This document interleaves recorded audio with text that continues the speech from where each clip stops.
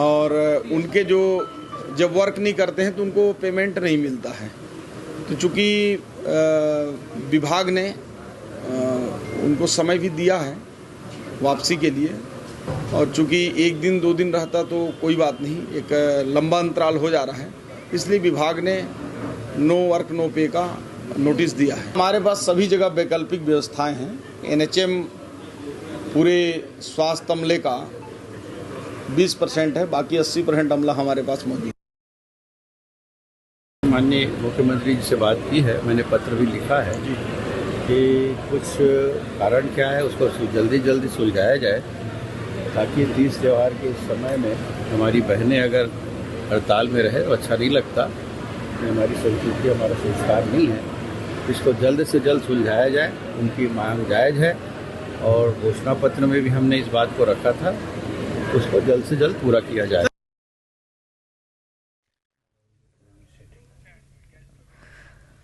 और चलिए इस खबर पर ज्यादा जानकारी लेंगे, हमारे सहयोगी हमारे साथ जुड़ रहे हैं। रोशन वैद्य बिलासपुर से हमारे साथ जुड़े हैं, तो इसी के साथ साथ राहुल साहू बेमित्रा से हमारे सहयोगी हमारे साथ जुड़े हैं। इसी के साथ साथ श्याम मोहन दुबे जी भी हमारे साथ जुड़े हैं, जो कि कार्यकारी प्रांत अध्यक्ष है एनएचएम के। सबसे पहले मैं रुक करूंगी श्याम मोहन दुबे जी का, जो हमारे साथ बने हुए हैं। श्याम मोहन दुबे जी, जिस तरीके से हम स्थिति देख रहे हैं, 16,000 से ज्यादा जो स्वास्थ्य कर्मचारी हैं वो हड़ताल पर है। क्या कुछ आपकी मांगे हैं और कब तक इस तरह से जो हड़ताल है वो जारी रहेगी?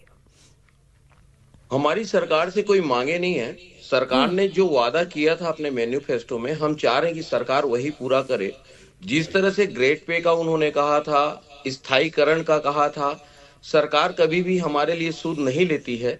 हम आपको आपके माध्यम से सरकार तक ये बात पहुंचाना चाहेंगे कि 1 मई मजदूर दिवस को हम लोगों ने 1 साल पूरा होने के बाद भी सरकार के द्वारा जो उन्होंने कहा था कि 90 दिनों के भीतर हम आपकी सारी जो ये है व्यवस्था जो है उसको दुरुस्त कर देंगे, परंतु नहीं करने के पश्चात भी हमने 1 तारीख को यहाँ पे रायपुर में एक धरना प्रदर्शन किया मजदूर दिवस के दिन।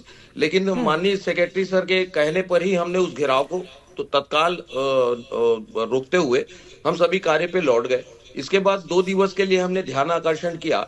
इसके पश्चात हम जा करके बहुत ही मजबूर होकर के आपको मैं बताना चाहूंगा, अनिश्चितकालीन पे आने का सबसे बड़ा कारण ये है, माननीय अभी स्वास्थ्य मंत्री जी ने जैसे आपके चैनल के माध्यम से कहा कि नो वर्क नो पे, और हमने इनकी सुनी है तो आज तक एक भी मांग पूरा क्यों नहीं हुआ है?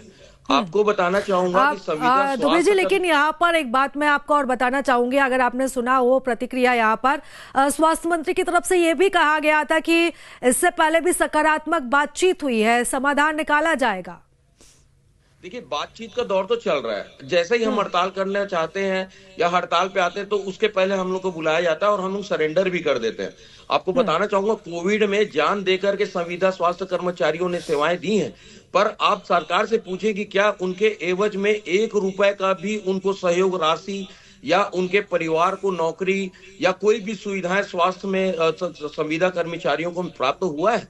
सिर्फ बातचीत करने से ही बात नहीं बढ़ेगी, कार्यवाही भी होनी चाहिए। इन्होंने, आपको बता रहा हूं, माननीय जब कांग्रेस का शासन था तब माननीय मुख्यमंत्री महोदय भूपेश बघेल जी ने 27% का वादा किया। वो 27% से भी अभी तक हम अछूते हैं, आज तक हमको नहीं मिला। आपको बताना चाहूंगा कि 5% का इंक्रीमेंट भी 3 सालों से मिला नहीं है।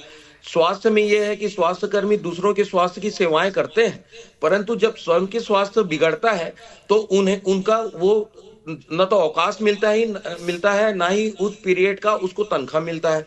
तो इस प्रकार से संविदा कर्मचारी गुलामी की दास्ता से जो गुजर रहे हैं, एक मानसिक जो वेदना वो सह रहे हैं, और उसके साथ साथ जो फाइनेंशियल स्टेटस है उनका सिर्फ खाने पीने का ही पैसा मिल रहा है, न तो अपने बच्चों को वो एक अच्छा भविष्य प्रदान कर सक रहे हैं, न शिक्षा प्रदान कर सक रहे हैं, न उनके जॉब, उनके घर की कोई सिक्योरिटी, न उनके लाइफ की कोई सिक्योरिटी है।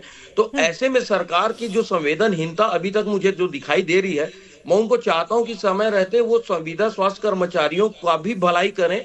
और हमारी कोई अलग से मांग नहीं है, हमारी वही मांग है जो आपने अपने मैनिफेस्टो में डाला है, उसको पूरा करें।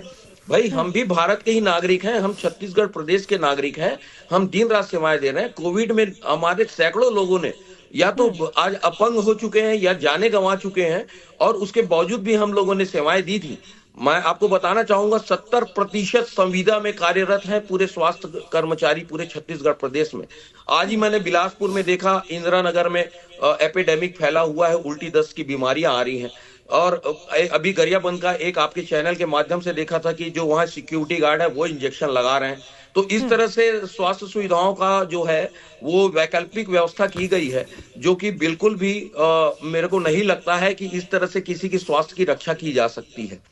लेकिन दुबे जी, जिस तरीके से आप ये जिक्र कर रहे हैं कि वैकल्पिक व्यवस्था की गई है, लेकिन हालात बिगड़ते हुए नजर आ रहे हैं। खासतौर पर अगर हम ग्रामीण क्षेत्रों की बात करें तो यहाँ पर जो बड़ी संख्या में जो लोग हैं वो अस्पतालों पर ही निर्भर रहते हैं, सरकारी अस्पतालों पर भी निर्भर रहते हैं। और लेकिन एक साथ इतनी बड़ी संख्या में जब स्वास्थ्य कर्मचारी इस तरीके से हड़ताल पर चले जाएंगे तो उसका पूरा असर तो यहाँ पर व्यवस्थाओं पर पड़ रहा है, लोगों के इलाज पर पड़ रहा है।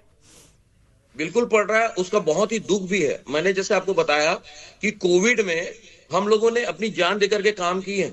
आपको बताना चाहूंगा, मेडिकल जो चिकित्सक हैं वो सिर्फ वीडियो कॉल से ही अपने पेशेंट देखते थे, पर हमारे लोगों ने उनकी पॉटी साफ की, यूरिन साफ किया और मरीजों का ध्यान दिया, उन्हें टच करके उन्हें पूरा सेवाएं दी, दवाइयां खिलाई हैं, सलाइन चढ़ाया है। अब ऐसे में एक अमला अगर ये कहे कि मैं वीडियो कॉल से ही पूरे स्वास्थ्य सुविधा को दुरुस्त कर लूंगा, तो ये मेरे को तो बिल्कुल भी जायज नहीं लग रहा है।